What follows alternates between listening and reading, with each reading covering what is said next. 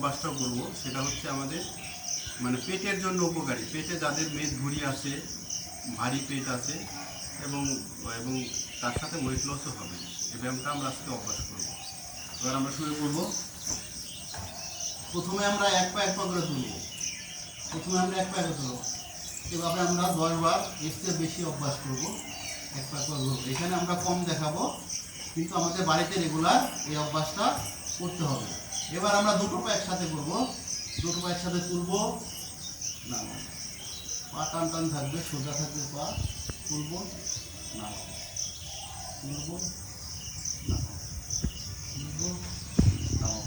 এবার আমরা rough and tough করব। বুকে প্রথমে হাত দিয়ে নেব, ঘাড় তুলব, এবার মাথা এভাবে এক পা করে এভাবে করবো, এভাবে অভ্যাস করবো, এভাবে এভাবে অভ্যাস করব। এবার সাইডে ক্রস ক্রস ক্রস। এবার হাঁটু ভাঁজ করব, হাঁটু ভাঁজ করব, হাঁটু ভাঁজ করব।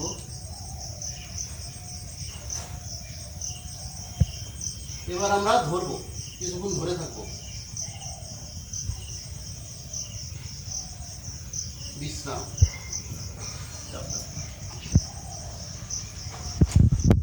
চাপ দেবো? কোথায় চাপ দেবো?